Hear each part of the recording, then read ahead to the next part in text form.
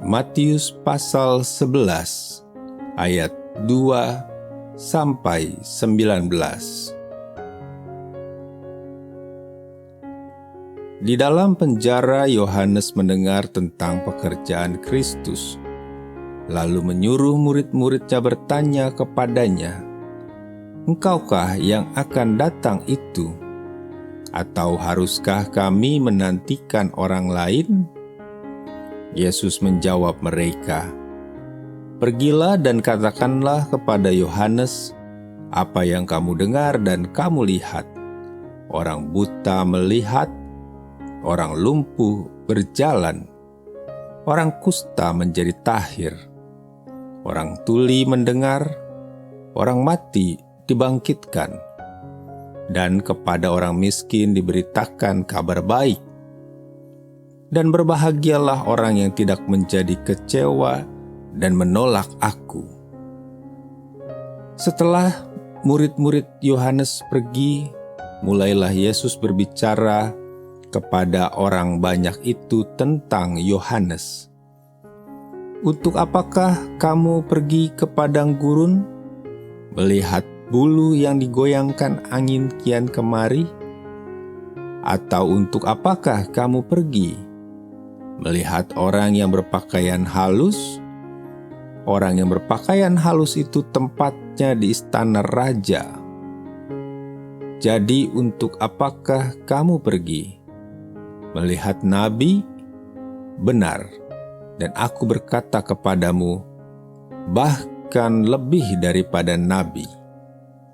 Karena tentang dia ada tertulis, 'Lihatlah, Aku menyuruh utusanku mendahului engkau. Ia akan mempersiapkan jalanmu di hadapanmu.'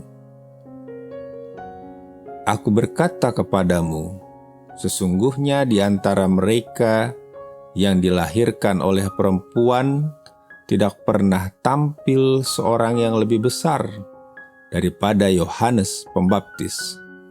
Namun yang terkecil dalam kerajaan sorga lebih besar daripadanya. Sejak tampilnya Yohanes Pembaptis hingga sekarang, kerajaan sorga diserong dan orang yang menyerongnya mencoba menguasainya. Sebab semua nabi dan kitab Taurat bernubuat hingga tampilnya Yohanes. Dan jika kamu mau menerimanya, ialah Elia yang akan datang itu. Siapa bertelinga, hendaklah ia mendengar." Dengan apakah akan kuumpamakan angkatan ini? Mereka itu seumpama anak-anak yang duduk di pasar dan berseru kepada teman-temannya, "Kami meniup seruling bagimu, tetapi kamu tidak menari. Kami menyanyikan kidung duka, tetapi kamu tidak berkabung." Karena Yohanes datang, ia tidak makan dan tidak minum, dan mereka berkata ia kerasukan setan. Kemudian Anak Manusia datang, ia makan dan minum, dan mereka berkata, "Lihatlah, ia seorang pelahap dan peminum, sahabat pemungut cukai dan orang berdosa." Tetapi hikmat Allah dibenarkan oleh perbuatannya.